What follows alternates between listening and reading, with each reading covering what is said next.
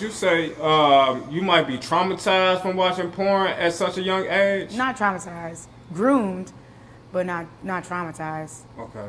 Girl, nah, here's the thing about it. I think on the internet, people have a lot of conversations about grooming, but it's really um centered around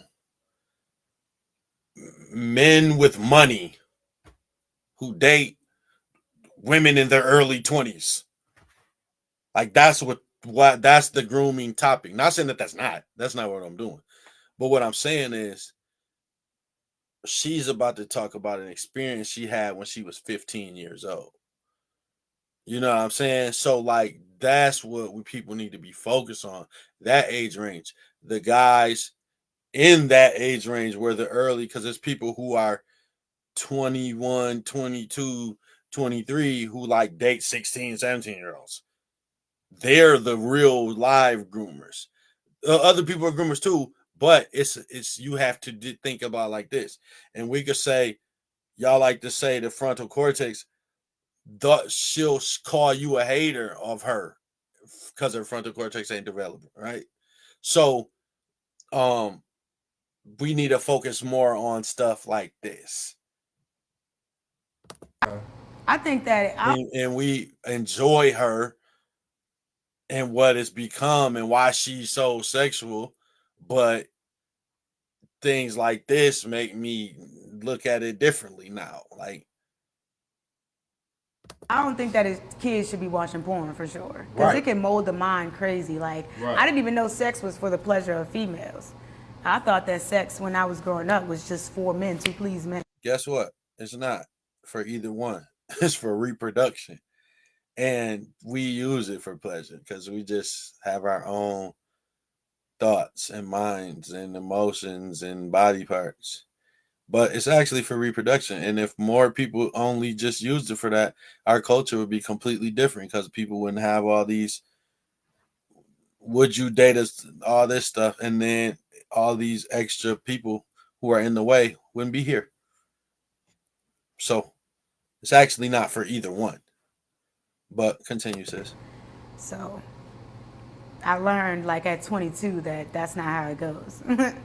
Right. But yeah, I don't think no, I don't think it traumatized me. I was molested though, but I don't think porn traumatized me. A lot of other things traumatized me on that path. Okay. So like Mm-hmm. what? If it wasn't porn, was it Well, the? the first time I had sex with a grown man, and I got pregnant the first time I had sex, Uh, and then I had to get an abortion.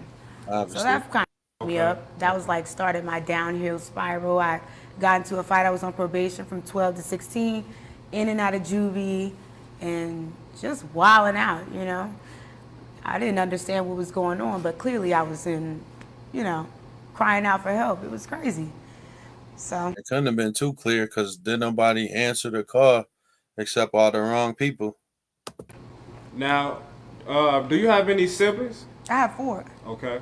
Yeah, I have two older, two younger sisters, all girls. All My girls? mom had five girls, and she was a single mom. So, Damn.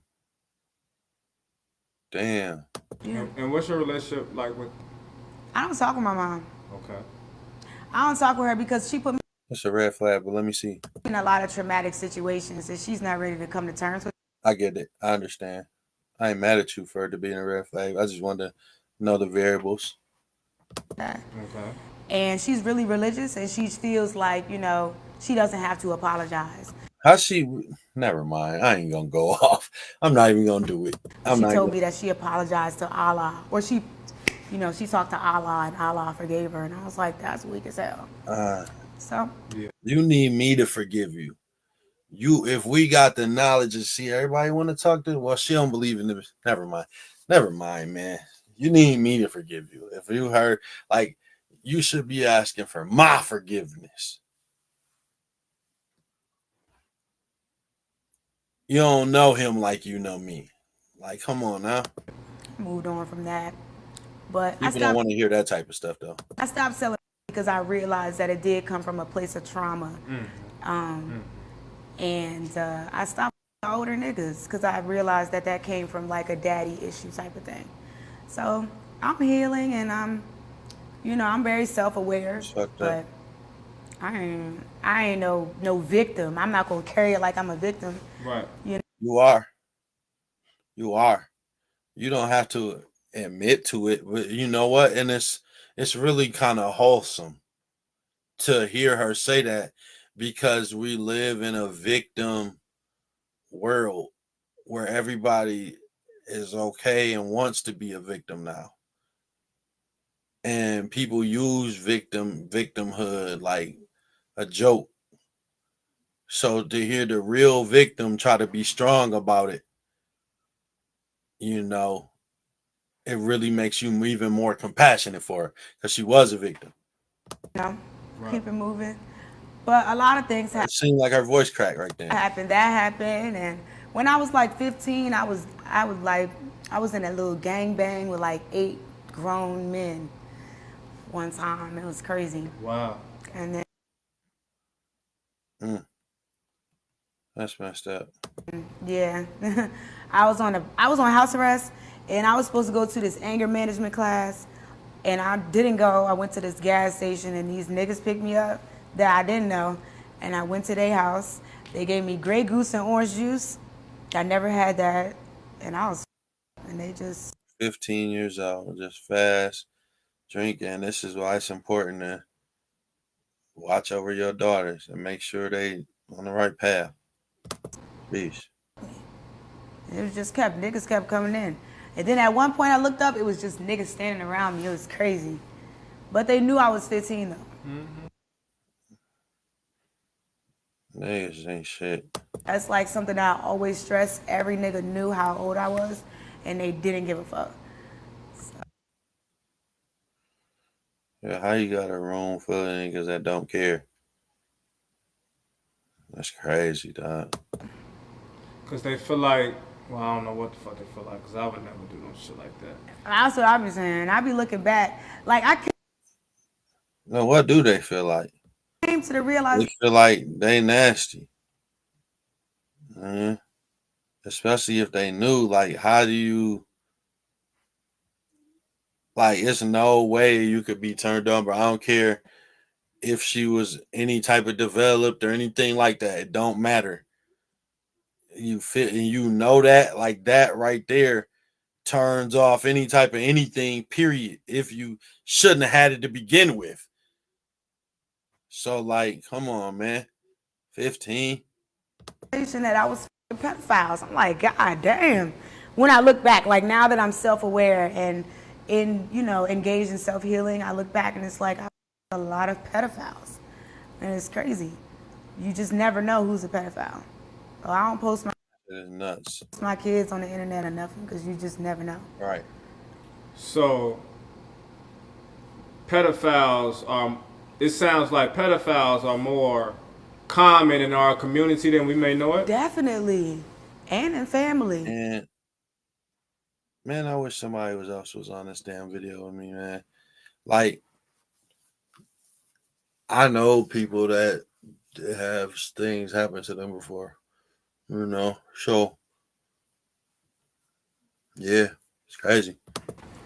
So just growing up, there was a lot of rape, incest, and molestation in my family growing up.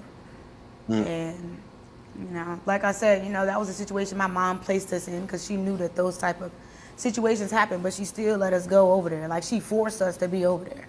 So it's kind of crazy.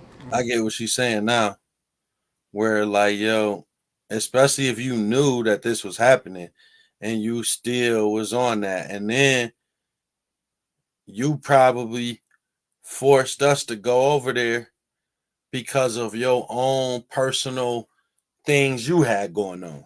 Like, you taking us to the babysitter so you could go do you, knowing that's happening. Like, come on now. And you got girls. Like, you know what's up. Like, stop playing. Okay. Yeah, for sure. but you live and you learn. And I feel like that generational curse has been broken with not just me, but with my siblings. Like, we're not going for that. So That's what's up. So, it sounds like at some point there was something that clicked in your head that said, okay, I need to change the type of life that I'm living. yes, Well, not really the life that I'm living, but it was just like I was in a really dark space. I was homeless like in 2020. I got evicted and I was in an Airbnb and I was manifesting really hard. And it's like you have to heal during manifestation. You can't just ask for something and get it. Like you have to do the work. And I was doing a lot of self work.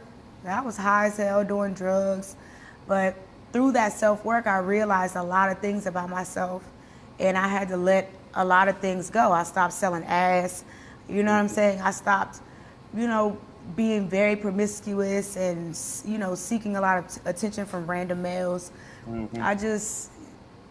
But I went through a really dark place with that because I didn't understand how to make money outside of selling my body. Like it was very difficult. That change is hard. So how long were you selling ass? Since I was 15. So 15 to like 25. Okay. That's 15 crazy. to 26. So I stopped in 2021. In the beginning. Like she said, she messed with a lot of P words, pedophiles. But the thing is, she was groomed into wanting to do it. And that's what the real grooming is. When you don't see it as a problem till, like she said, she became 22 years old and realized it was a problem. She should have knew at 5 and 6 and 7 growing up that it was a problem. Of 2021. It was the last time. And it was $3,500. But it wasn't good. And I realized, like, this is not what you're supposed to be doing. Like, you could do something else. So then I started doing comedy. And she started People always turning said I up was her funny, mic. but I was just She like, did you her can't make thing. money off doing that. So, yeah. But now here I am, making money off it. Now you want to support her even more. Keep her from selling that thing, even though she didn't let me buy some. Yeah, your story is crazy. You know what I'm Yeah. saying? Your story is crazy. I ain't paying 35 though. It's a blessing to hear it, you know? It's a blessing to hear it come from the horse's mouth. You feel me? Thank You've you, been through a man. lot of stuff. I just want people to not feel sorry, but I want you to watch your kids and definitely put yourself in a Absolutely. position to where you can monitor your kids. Hell yeah. Because a lot of times these mothers, the father is gone, these mothers have to work hard, the child is unsupervised. And it's like, that's a dangerous situation, especially nowadays. Back then it was kind of dangerous. Not everything was so accessible, but nowadays it's too much access for children to be unsupervised For sure. just with the internet. For sure. It's crazy, like, For sure. so I shelter my daughter way too much, and there's a lot of stuff she just doesn't even know. And And that's I feel okay. like she's way too green, so I try to put her in like a all black elementary school so she can learn, you know what I'm saying, from them. But she's so green, like it's crazy how green she is. Somebody could kidnap her because she think everything is bubblegum and lollipops and butterflies. It's crazy. Now, do you ever think of And that ain't good though. Like she's especially, and it's good that you sheltered her from everything. That's good, but not to where she's so green that it's dangerous for her. You supposed to be instilling, like I just said before, from 6 and 7. She's supposed to know already. You know what I'm saying? day she'll wander upon one of your videos? I speak to my daughter about everything. I've caught her watching porn before, and I explained to her, What? Which one? like, I whoop her ass, but What's that gonna do? I Hold explained on. to So her. you caught her watching porn? And you whooped her ass? I whooped her ass, yeah. What age daughter are you talking about? And then I explained to her why it wasn't a good thing. You know what I'm saying? Because she really sees like the glamour. She knows that a lot of people know me, and a lot of kids feed off of that. Like just now, a lot of kids are building self-worth based off of likes, views, and things like that. It's goofy, but whatever. It floats their boats. It's not really coming from their parents or their, you know what I mean, themselves. So I let her know, like, I was exposed on the internet, and that's why I got into porn. This wasn't like, oh, Wow. Like people doing all this stuff for likes, but it's not coming from them parents or themselves. oh, you just start doing porn because, you know what I'm saying, somebody exposed me. And so I was just like, Uh-huh. fuck it, you know what I'm saying? Let me just get into it. But this is something where my body's going to be on the internet for my whole life. It's never going to come down. People are never going to forget that I was sucking online. Or so I tell her, like, it's not really the right decision to make. You know what I mean? And I just tell her, like, I do this so you can have whatever opportunity, you can do whatever you want to do. Whatever you want to do, I'll pay for that. But the last thing that I want her to do is what I do. And I don't think that she will, because what I do comes from a place of trauma. A lot of sex workers are sex workers because of trauma and poverty. So you don't really see too many people at the top just jumping into porn unless they want to get to the next level of things. You know what I'm saying? So all I can do is That's crazy. And listen, here's the thing about it: the people who run the industry know that type of stuff, and them are the type of women that they want. do is be there for her and create a space to where her father is successful, so that she can look at him and feel like, I want a man like that, not look at me and be like, I want to be like her. You know what I mean? It's important that her father is there, especially during this stage. She's 10 years old, so it's like, right here, he needs to be there. And she's watching porn. Hell yeah. Like 10 years old going up, Yeah. he has to be there making decisions. So, yeah. DJ, you go crazy. This is up, and it's crazy. What the saddest part is how normalized what she went through has become in our culture without it ever being addressed the right ways.